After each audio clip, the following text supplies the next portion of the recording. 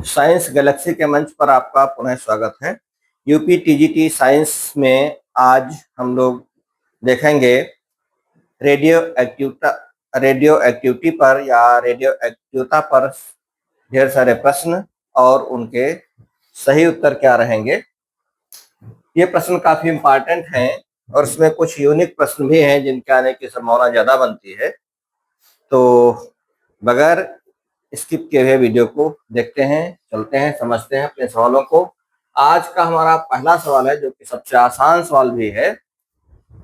Henry Becquerel ने 1896 में uranium से निकलने वाले किरणों को क्या नाम दिया था और इसके पीछे का मुख्य कारण क्या था। तो वास्तव में हेनरी बेकरल ने सबसे पहले रेडियो एक्टिव पदार्थों से निकलने वाले किरणों का अध्ययन किया था और उन्हीं के नाम पर इन किरणों का नाम जो है वो बेकुरल किरणें रखा गया। तो इसका सही उत्तर क्या रहेगा? बेकुरल किरणें। जो रदरफोर्ड वैज्ञानिक रहे, उन्होंने 1902 में इन किरणों का जो अल्फा बीटा गामा 3 प्रकार की किरणें होती हैं, इन किरणों का उन्होंने अध्ययन किया था। और जो विल्सन है, इन्होंने तो क्लाउड चैम्बर से संबंधित इनका जो है खोजे रही। और जो क्यूरी दंपति रहे, इन्होंने यूरेनियम के स्थान पर थोरियम का प्रयोग किया था और थोरियम से इसी प्रकार की किरणों को प्राप्त किया था। तो चलिए, ये रहा आज का हमारा पहला क्वेश्चन। अब हम आते हैं अपने सेकंड क्वेश्चन पर। सेकंड क्वेश्चन है, मैरी क्यूरी और स्मिथ ने 1898 में किस विशिष्ट खनिज से स्वतः भेदी किरणों के उत्सर्जन की खोज की थी। तो अभी हमने आपको जैसा बताया, ये पदार्थ था थोरियम। तो थोरियम इसका सही उत्तर रहेगा। एक्टिनियम, पोलोनियम ये सब बाद में आए, थोरियम इसका सही उत्तर रहा। एक्टिनियम भी एक रेडियो एक्टिव तत्व है, लेकिन यह मैडम क्यूरी के प्राथमिक शोध का हिस्सा नहीं था। थोरियम इसका सही उत्तर है। पोलोनियम भी बाद में रहा और रेडियम भी। तो इस प्रकार से सही उत्तर रहा इसका थोरियम। अगला हम लोग देखते हैं question number third. Question number third है कि रदरफोर्ड ने 1902 में रेडियो एक्टिव किरणों को किन दो प्लेटों के बीच प्रवाहित करके उनके प्रकारों का अध्ययन किया था। तो इसमें सही उत्तर रहेगा इसका विपरीत आवेशित प्लेटें। चाहते तो चुंबकीय प्लेटें भी ले सकते थे, लेकिन विपरीत आवेशित प्लेटें लेने के पीछे इनका कारण ये था कि ये देख सकें क्या दो अलग अलग वैद्युत क्षेत्रों में ये किरणें मुड़ सकती हैं या नहीं मुड़ सकती हैं। इसलिए इन्होंने विपरीत आवेशित प्लेटों का प्रयोग किया था, न कि चुंबकीय प्लेटें, समान आवेशित प्लेटें, इनमें से कोई नहीं। ठीक है, तो ये विपरीत आवेशित प्लेटें इसका सही उत्तर रहेगा। यहाँ पर बाकी रीजन्स भी आ जाते हैं आपके सामने। आप चाहे तो इनका स्क्रीनशॉट ले सकते हैं पढ़ने के लिए, अपने अधिक जानकारी के लिए आप इनका स्क्रीनशॉट भी ले सकते हैं अगर कोई इसमें आपको लगता है कि इसका रीजन क्या हो सकता है। फिर हम बढ़ते हैं अगले प्रश्न पर। और अगला प्रश्न है, रेडियम में यूरेनियम की तुलना में लगभग कितने गुना अधिक रेडियो एक्टिवता का गुण होता है। बहुत ही अच्छा क्वेश्चन है। यूरेनियम में जो है, यूरेनियम की तुलना में रेडियम में 30 लाख गुना अधिक रेडियो एक्टिवता का गुण होता है। इसीलिए यूरेनियम के स्थान पर ज्यादातर रेडियम का प्रयोग किया जाता है। ठीक, तो इसका सही उत्तर रहेगा डी। 30 लाख का मतलब 3 मिलियन हो जाता है। बाकी सारे ऑप्शंस दिए हुए हैं, आप चाहे तो इसका स्क्रीनशॉट ले सकते हैं, अपने पढ़ने के लिए नोट बना सकते हैं। यहाँ पर हम केवल सही उत्तर की ही व्याख्या करेंगे। फिर है अगला क्वेश्चन, क्वेश्चन नंबर 5। कहता है, रेडियो एक्टिवता परमाणु में किस विशिष्ट भाग का गुण माना जाता है। रेडियो एक्टिवता परमाणु के किस विशिष्ट भाग का गुण माना जाता है। तो यह नाभिक का विशिष्ट गुण होता है। वास्तव में इस क्रिया में क्या होता है कि धीरे धीरे बड़े जो नाभिक होते हैं, भारी नाभिक होते हैं, वो टूट करके छोटे छोटे नाभिकों का और स्थायी नाभिक का निर्माण करते हैं। अंत में लेड का निर्माण होता है। इसलिए ये किसका गुण है? नाभिक का गुण है, न्यूक्लियस का गुण है। ये इसका सही उत्तर है। बाकी इलेक्ट्रॉन कक्षा है, ये तो जो है उसके लिए जिम्मेदार होते हैं रासायनिक अभिक्रियाओं के लिए। संयोजी बैंड, जो बैंड होते हैं वो उसकी भौतिक अवस्था, उसकी चालकता से संबंधित होते हैं। प्रोटॉन आवरण भी इसका सही उत्तर नहीं रहेगा। तो सही उत्तर क्या रहेगा? नाभिक, न्यूक्लियस। यहाँ पर क्या होता है कि भारी नाभिक टूट करके और स्थायी नाभिक का निर्माण करता है। अगला क्वेश्चन है आज का, रेडियो एक्टिव तत्वों का स्वतः विघटन कब तक जारी रहता है? तब तक जारी रहता है जब तक कि वे किस अवस्था को प्राप्त नहीं कर सकते। तो अभी मैंने इससे पहले वाले क्वेश्चन में कहा कि कब तक जारी रहेगा? जब तक कि स्थायी नाभिक ना प्राप्त हो जाए। तो स्थायी नाभिक का निर्माण तक ये क्रिया जारी रहती है। ये इसका सही उत्तर रहेगा। ठीक, क्वेश्चन अगले पर हम बढ़ते हैं और देखते हैं। क्वेश्चन नंबर 7 क्या कहता है कि नाभिकीय विघटन की दर, रेट ऑफ डिके जो है वो निम्नलिखित में से किस बाहरी कारक पर निर्भर नहीं करती है? तो नाभिक की प्रकृति इस पर तो निर्भर करेगा ही करेगा। नाभिक अगर भारी है तो अस्थायी होता है। अर्धायु काल पर भी निर्भर करता है। अस्थायी नाभिकों की संख्या पर भी निर्भर करता है। तो फिर इन 3 बातों पर निर्भर करता है। तो कौन सी ऐसी चीज बचती है? ताप और दाब। ताप और दाब पर नाभिकीय विघटन की क्रिया प्रभावित नहीं होती है। यह इसका सही उत्तर रहेगा। आगे बढ़ते हैं हम लोग, अगला क्वेश्चन देखते हैं।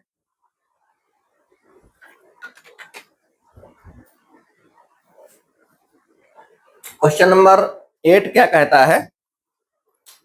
क्वेश्चन नंबर 8 कहता है कि चिकित्सा विज्ञान में प्रयुक्त होने वाला सबसे सामान्य रेडियो आइसोटोप टीसी किस अन्य तत्व के क्षय से प्राप्त होता है?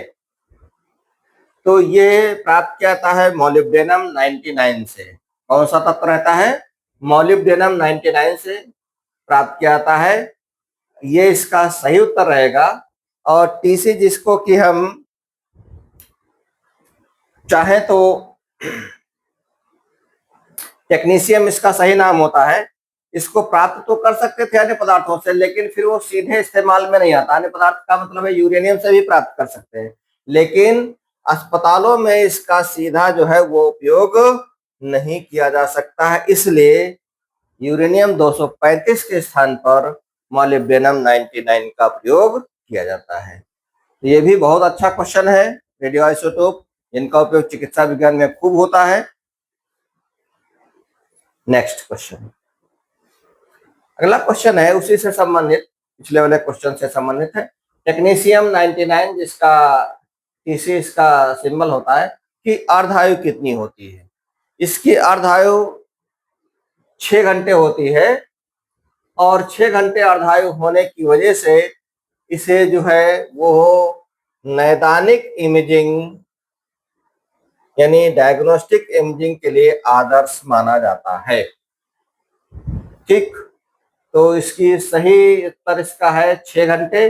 बाकी जो अन्य ये टाइमिंग दे रखी है ये अन्य विभिन्न पदार्थों के लिए होती है। आप जानना चाहें तो उसके लिए आप पता कर लें।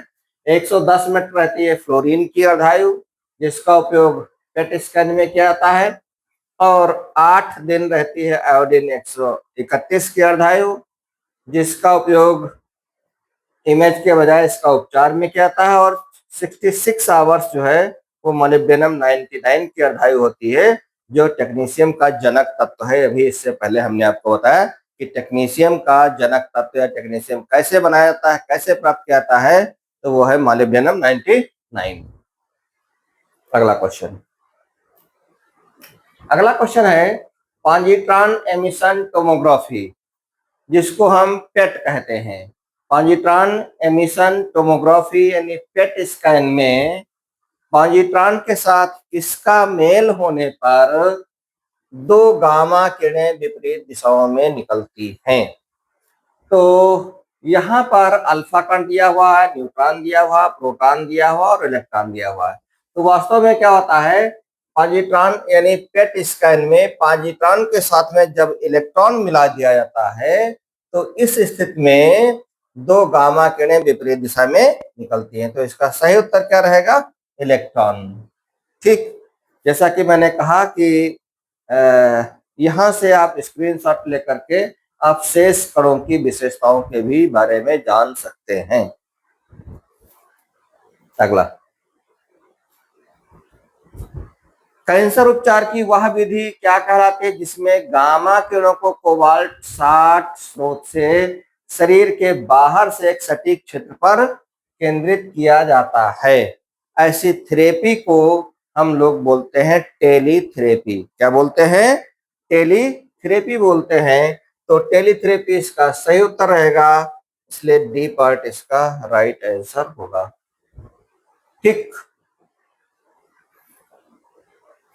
इसके बाद में हम लोग देखते हैं अगला क्वेश्चन। क्वेश्चन नंबर 12 क्या कहता है, और आते हैं अपने क्वेश्चन पर। क्वेश्चन नंबर 12 है, थायराइड कैंसर के सफल उपचार के लिए आमतौर पर किस रेडियो आइसोटोप का उपयोग किया जाता है? तो रेडियो आयोडीन जो है उसका उपयोग जो है वो थायराइड कैंसर के उपचार में किया जाता है। रेडियो आयोडीन, रेडियो आयोडीन का मतलब हो जाएगा, रेडियो आयोडीन का मतलब क्या हो जाएगा? आयोडीन 131, आयोडीन 131, ये इसका सही उत्तर रहेगा। हालांकि अन्य आइसोटोप्स के बारे में भी जानने, जो ल्यूटेशियम होता है इसका उपयोग मुख्य रूप से न्यूरो एंडोक्राइन ट्यूमर के इलाज के लिए किया जाता है, ये भी नोट कर लें।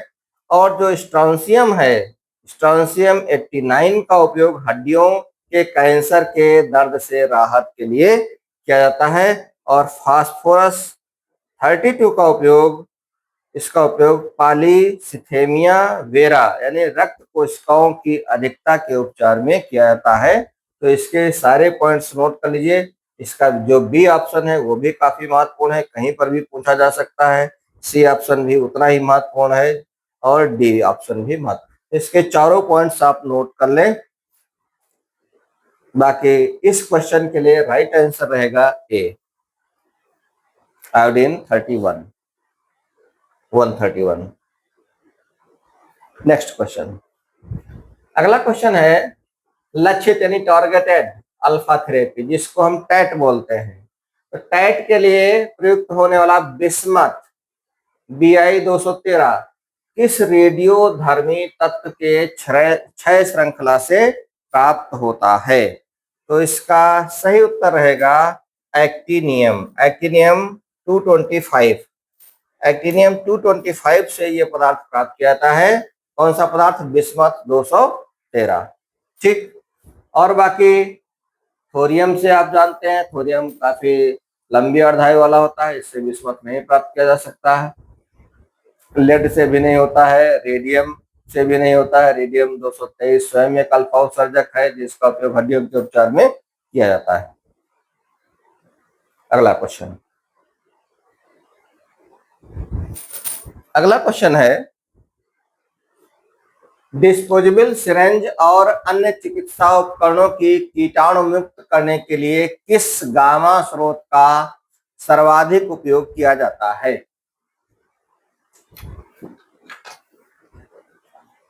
तो इसमें जो है कोबाल्ट 60 का ही सर्वाधिक उपयोग किया जाता है। और कोबाल्ट 60 के उपयोग से हम उपकरणों को धोएं या ना धोएं, वो सारे बैक्टीरिया को मार देता है। जितने भी बैक्टीरिया होते हैं, सूक्ष्म जीव होते हैं, उनको नष्ट करता है। तो सही उत्तर रहेगा कोबाल्ट 60 से निकलने वाली उच्च ऊर्जा वाली गामा किरणें सूक्ष्म जीवों को नष्ट करने में सक्षम होती हैं, जिससे उपकरणों को बिना गर्म किए कीटाणु मुक्त किया जा सकता है। बाकी इरिडियम का भी उपयोग है, अमरीशियम का उपयोग और सीजियम का उपयोग, ये सब लिखे हुए हैं, आप इनके नोट्स बना सकते हैं।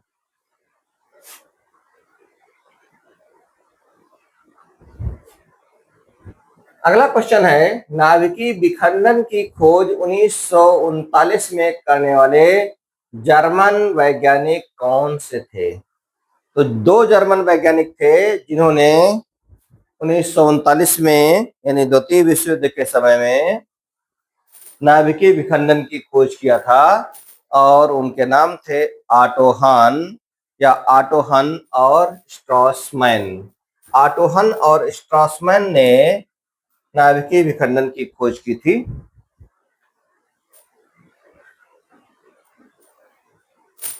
नोट कर लीजिए इसको। अगला क्वेश्चन है हमारा, नाभिकीय संलयन के लिए लगभग कितने केल्विन के अत्यधिक उच्च तापमान की आवश्यकता होती है? यानी नाभिकीय संलयन के लिए कम से कम कितने टेम्परेचर की आवश्यकता होती है? तो उसका सही उत्तर रहेगा 2 × 10⁻7 केल्विन। 2 × 10⁻7 केल्विन से कम टेम्परेचर पर न्यूक्लियर फ्यूजन की घटना नहीं हो सकती है, इसलिए सही उत्तर रहेगा इसका 2 × 10⁻7 केल्विन। इतने उच्च तापमान की आवश्यकता नाभिकों के बीच स्थिर वैद्युत स्थैतिक प्रतिकर्षण को पार करने के लिए होती है। नेक्स्ट, हाइड्रोजन बम निम्नलिखित में से किस वैज्ञानिक सिद्धांत पर आधारित है? तो हाइड्रोजन बम जो है वो किस सिद्धांत पर आधारित है? ये हम लोग ज्यादातर सभी लोग जानते ही होंगे कि ये नाभिकीय संलयन पर आधारित होता है। तो नाभिकीय संलयन इसका सही उत्तर रहेगा।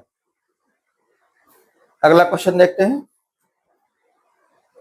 जापान के नागासाकी शहर पर गिराए गए दूसरे परमाणु बम का गुप्त नाम क्या था? बहुत अच्छा क्वेश्चन है, ये नाम पूछ लिए जाते हैं। एक तो इसमें लिटिल बॉय है, लिटिल बॉय भी डाला गया था, लेकिन यह डाला गया था 6 अगस्त को, और इसके बाद में 9 अगस्त को, जो 6 अगस्त को तो हिरोशिमा पर डाला गया था जिसका नाम था लिटिल बॉय, और जो 9 अगस्त को डाला गया था वो नागासाकी शहर पर डाला गया था जिसका नाम था फैटमैन। इसका नाम क्या था? फैटमैन।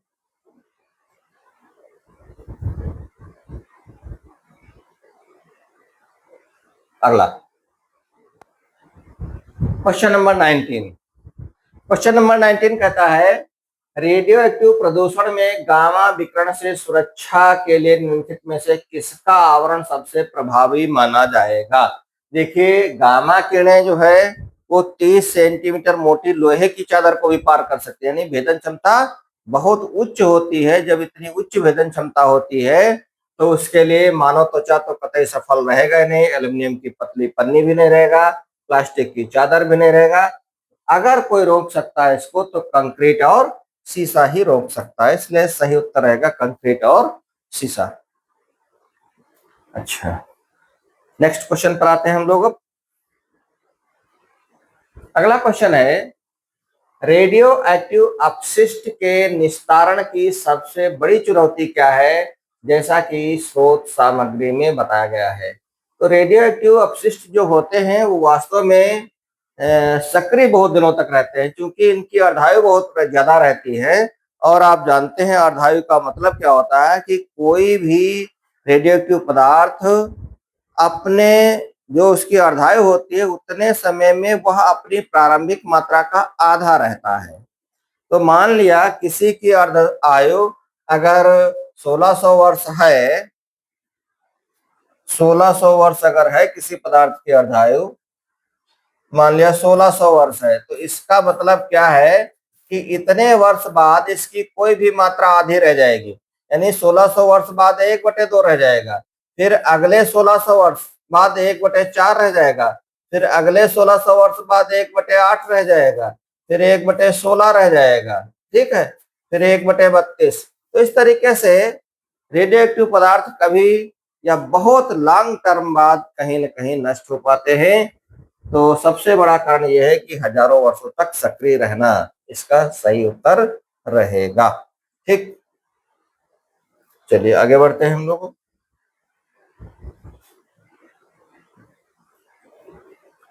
परमाणु बम के निर्माण में प्रयुक्त यूरेनियम 235 किस कण की बमबारी द्वारा सफलतापूर्वक विखंडित हो जाता है?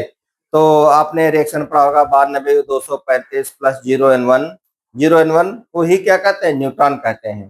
तो इसका सही उत्तर रहेगा न्यूट्रॉन। न्यूट्रॉन इसका सही उत्तर रहेगा। अगला क्वेश्चन,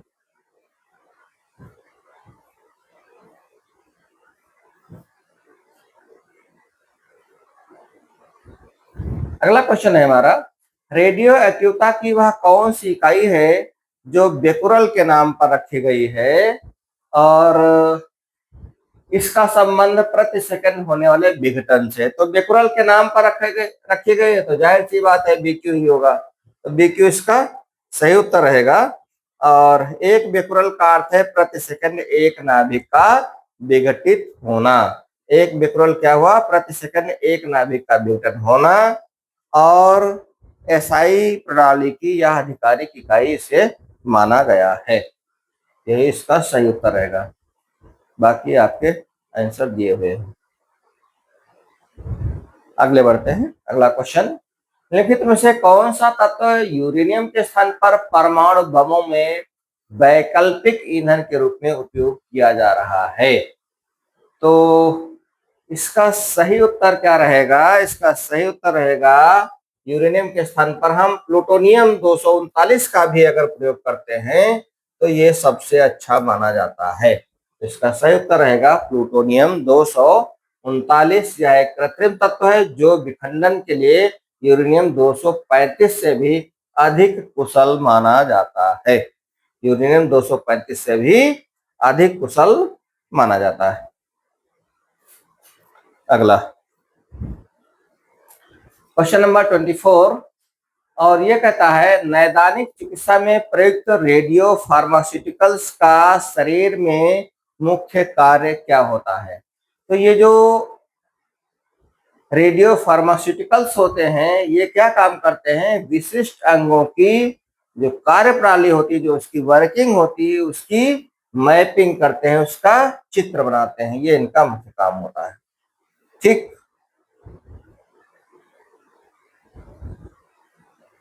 अगला क्वेश्चन नंबर 25, रेडियो एक्टिवता को मापने के लिए प्रयुक्त होने वाला सबसे प्रसिद्ध उपकरण कौन सा है? भाई गैल्वेनोमीटर तो धारा मापी वगैरह में, बैरोमीटर आप जानते हैं क्या नाम, वायुमंडलीय दाब वगैरह मापने में, वायु दाब मापने में, और उसका जो है स्पेक्ट्रोमीटर मीटर भी नहीं इसका। तो सही उत्तर क्या कर रहेगा? Geiger Muller counter, GM counter. GM counter द्वारा रेडियो एक्टिवता की माप की जाती है, विकिरण का पता लगाया जाता है। अगला, आधुनिक आवर्त सारणी में परमाणु क्रमांक 83 से आगे के अधिकांश तत्व किस प्रकृति के होते हैं? 83 से आगे के अधिकांश तत्व किस प्रकृति के होते हैं? तो इसका सही उत्तर रहेगा वो रेडियोधर्मी प्रकृति के रहते हैं, यानी रेडियो एक्टिव नेचर के होते हैं। क्यों? क्योंकि परमाणु का आकार जब बहुत बड़ा हो जाता है तो वह स्वतः विघटित होने लगते हैं। तो स्वतः विघटित होने की घटना को हम रेडियो एक्टिवता की संज्ञा या रेडियो एक्टिवता की श्रेणी में रखते हैं। तो इस प्रकार से आपने आज रेडियो एक्टिविटी से संबंधित बहुत से प्रश्नों का आपने अध्ययन किया। इसमें काफी कुछ प्रश्न आपको नए लगे होंगे और यही नए क्वेश्चंस आपको यूनिक बनाएंगे, आपको अलग बनाएंगे अन्य अपने साथी कंपटीटर्स से। तो हम लोग इसका आगे 1-2 लेक्चर और देखते हैं जिसमें हम शेष प्रश्नों को भी समाहित करेंगे। आज के लिए इतना ही, फिर मिलते हैं अगले वीडियो में नई जानकारी के साथ। धन्यवाद।